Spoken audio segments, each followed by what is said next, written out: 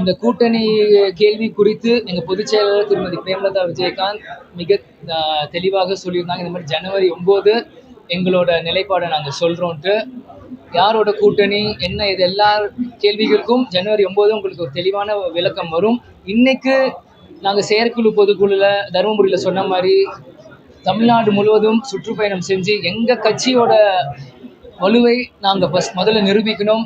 எங்களோட கட்சிக்காரங்க ஒதுங்கி இருக்கிறவங்க யாராருக்கு எல்லாருமே கூப்பிட்டு பேசி எங்கள் கட்சியை நாங்கள் வலுப்படுத்தி மீண்டும் 2011 கேப்டனோட எப்படி 29 எம்எல்ஏ கோட்டைக்கு போனாங்களோ அதே மாதிரி தேமுதிக 2.0 அப்படின்னு சொல்கிற மாதிரி திருமதி பிரேமலதா விஜயகாந்த் தலைமையில் பல எம்எல்ஏக்கள் தேமுதிக சார்பாக கோட்டைக்கு போகணும் தான் ஒரு இளைஞனாக தேமுதிக அடிப்படை தொண்டனா எனக்கு ஒரு ஆசை. அதுக்காக நான் பாடுபடுறேன்னு தான் நான் இந்த நேரத்தில் சொல்லி. விஜயகாந்த் சார் அரசியலுக்கு வரும்பொழுது எந்த விதமான வரவேற்பு இருக்கிறதோ அதே வரவேற்பு இப்ப விஜய்க்கு இருக்கு. தேமுதிக கூட அந்த அளவுக்கான ஆதரவு இல்லை. நம்ம விஜய்க்கு அவருடைய தாபைக்காவுக்கு அந்த விஜயகாந்த் ஆதரவு இருக்கு, மக்கள் பலம் இருக்கு பேசப்படுகிறது. ஒவ்வொருத்தவங்களோட வியூகம் தான் இது. நீங்க அப்படி சொல்றீங்கன்னா எங்களுக்கு செய்தி கேப்டன் நிகர் கேப்டன் தான், தேமுதிக நிகர் தேமுதிக தான்.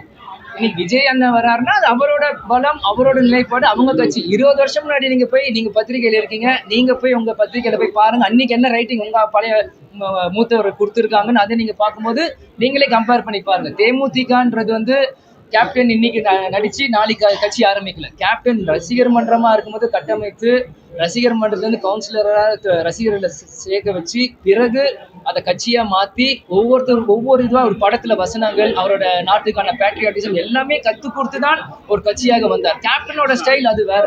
இன்னைக்கு விஜய் அண்ணா எனக்கு டிஜிட்டல் மார்க்கெட் அவரோட ஸ்டைலும் அது வேற. அது ரெண்டு பேரையும் நீங்க கம்பேர் பண்ண முடியாது. இந்த சட்டமன்ற தேர்தலில் திமுக அழைக்கிற பொழுதே தேமுதிக இருந்தா ஒரு மிகப்பெரிய இடத்தையும் செல்வாக்கையும் சொன்னாங்க. அது முடிஞ்சிருச்சு.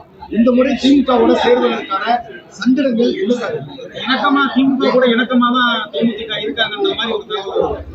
கூட்டணியில போறதுக்கு என்ன சங்கடம் இருக்கு, என்ன தர்ம சங்கடம் இருக்கு? அதிமுக ராஜ்யசபா தரேனாங்க, அது கூட தரல. அதிமுக திமுக என்ன பெரிய வித்தியாசம் பாத்தீங்கன்னா தேமுதிகவை சங்கடப்படுத்தமா எந்த கட்சி யாரும் பண்ண முடியாது. ஆனா எல்லா சங்கடங்களும் தாண்டி நீ நிக்கிற கட்சி தான் தேமுதிக. எங்களுக்கு திமுக போனா சங்கடம், அதிமுக போன சங்கடம் அப்படிலாம் எனக்கு எதுவுமே இல்லை.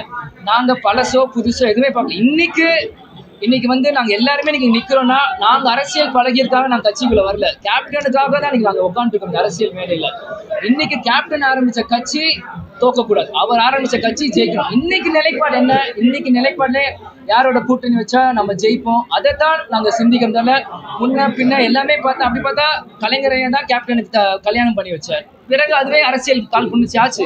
இந்த மாதிரி ஒன்னொன்னுக்கு நம்ம மேட்ச் பாயிண்ட் பண்ணிட்டே இருந்தீங்கன்னா இன்னைக்கு அரசியல் செய்ய முடியாது. இன்னைக்கு நாங்க திமுகவோட போறோமா இல்லை அதிமுகவோட போறோமா இல்லை தனித்தா இல்லை என்ன அப்படின்ட்டு மீண்டும் சொல்றேன். பொதுச் செயலர் திருமதி பிரேமலதா விஜயகாந்த் சொன்ன மாதிரி ஜனவரி 9, 2026 உங்களுக்கு தெள்ள தெளிவான விளக்கம் கிடைக்கும்.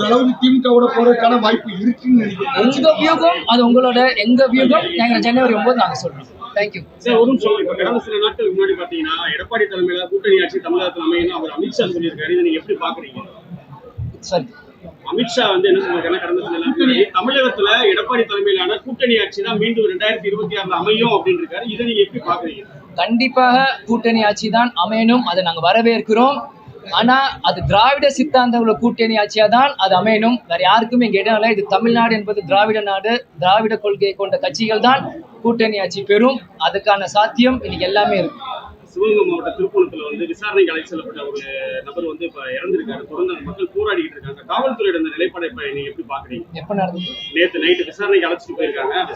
இன்னைக்கு காவல்துறை நிலைப்பாடு இன்னைக்கு எல்லாமே பண்றது அரசாங்கம் கையில தான் இருக்கு. அதை இன்னைக்கு காவல்துறை யார் வச்சிருக்காங்க? சிஎம். இன்னைக்கு அவர் தான் அதுக்கு விளக்கம் கொடுக்கணும். நிச்சயமாக அது மக்களோட போராட்டத்துக்கு என்னவோ அதை அரசாங்கம் செய்யணும். நேரத்துல திமுக பொதுக்குழு கூட்டம் நடத்தினாங்க, பாஜக நடத்தினாங்க. அடுத்து பாத்தீங்கன்னா அவர் சீமான ஆடு மாடுகளுக்கான மாநாடுங்கிறாரு. இதை எப்படி பாக்குறீங்க? மதுரையில ஆடு மாட்டுக்கு ஓட்டு போட முடிஞ்சா அவர் நடத்தலாம், ஓட்டு போட முடியாட்டி நடத்துறது வேஸ்ட். மதுரையில மீண்டும் தேமுதிக மாநாடு எப்ப எதிர்பார்க்கலாம்? மதுரையில் முதல்ல கடலூர் மாநாடு வெற்றிகரமா முடியட்டும், பிறகு மதுரை மாநாடு பார்ப்போம். செய்திகளை உடனுக்குடன் தெரிந்து கொள்ள கீழ்கண்ட கேபிள் மற்றும் டிடிஹெச் நெட்வொர்க்குகளில் எம்நாடு செய்தி தொலைக்காட்சியை காணுங்கள். பாதகம் செய்பவரை கண்டால் நாம் பயம் கொள்ளலாகாது பாப்பா. மோதி மிதித்து விடு பாப்பா, அவர் முகத்தில் உமிழ்ந்து விடு பாப்பா. அண்மை செய்திகளை உடனுக்குடன் தெரிந்து கொள்ள இணைந்திருங்கள் எம்நாடு தொலைக்காட்சியுடன்.